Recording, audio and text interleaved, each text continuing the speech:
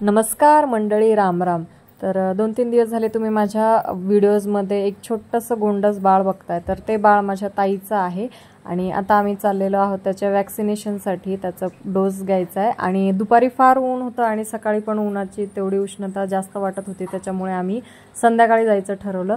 तर माझा भाऊ आलेला आहे आणि त्याने आम्हाला रिक्षा करून दिलेली आहे, रिक्षाचं मीटर पाडलेलं आहे आणि आता चला।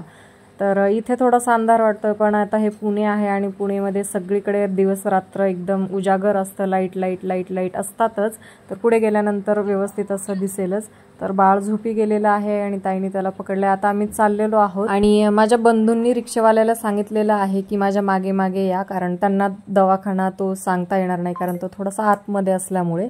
तर इथे आता तो बघा माझा भाऊ पुढे चाललेला आहे आणि रिक्षा त्याच्या मागे मागे चाललेली आहे। तर आम्ही मात्र मस्त आजूबाजूच्या नजाराचा आनंद घेत आहोत।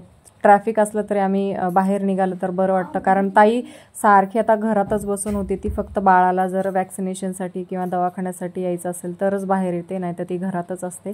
त्याच्यामुळे तिला तिचा आनंद गगनात मावत नाही, कारण ती बाहेर निघाली आहे आणि थोडंसं वातावरण थंड पण होतं, त्याच्यामुळे तिला बरं पण वाटलं। दुपारी आलो असतो तर खूपच गरम झालं असतं, आत्ताही होतंय पण ऊन नाही आहे, त्याच्यामुळे ते एक चांगलं झालं। आणि इथे आता आम्ही बघतोय की माझा भाऊ तर पुढे नाहीच आहे आणि रिक्षावाल्याला सांगितलं माझ्या मागे मागे ये।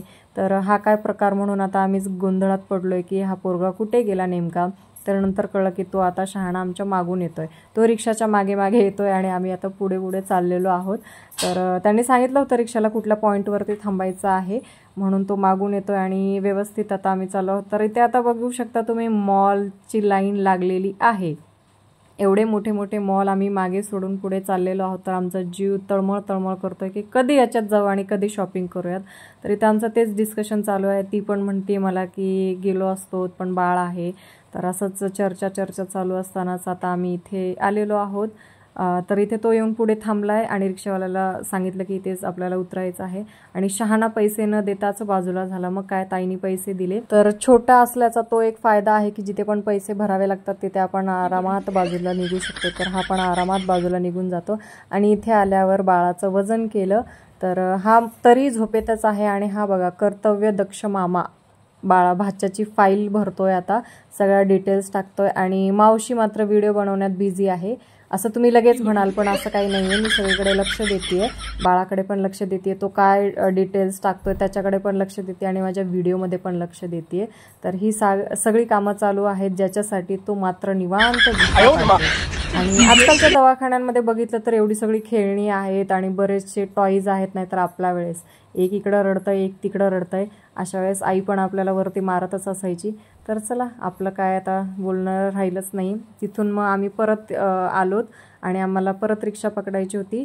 तर हे सगळे मॉलच्या समोरच येऊन थांबलोत। मग तर काय आमच्या जीवाला काही हेच नाही, कारण आता आतमध्ये जायचं एवढं चाललं होतं, पण बाळ लहान आहे आणि त्या एसीच्या हवेने अजून त्याला सर्दी वगैरे होईल म्हणून टेन्शन होतं।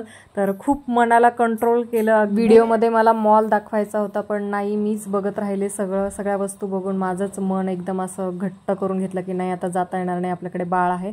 आणि मग माझ्या भावाने रिक्षा करून घेतली, तरी माझं मागे वळून मॉलकडेच लक्ष होतं की जाऊन काहीतरी शॉपिंग करून येऊयात, पण शक्य झालं नाही। तर मी पुढच्या वेळेस जाईल तर त्यावेळेस नक्की दाखवेन। पण आता आम्ही तुळशीबागेत जाणार आहोत तर तिथला व्लॉग नक्कीच येईल आणि बाळाच्या व्हिडिओचं चॅनल आहे ताईचं, तर मी त्याची लिंक डिस्क्रिप्शनमध्ये देते, नक्की त्यांनाही सबस्क्राईब करा आणि व्हिडिओजला लाईक करा।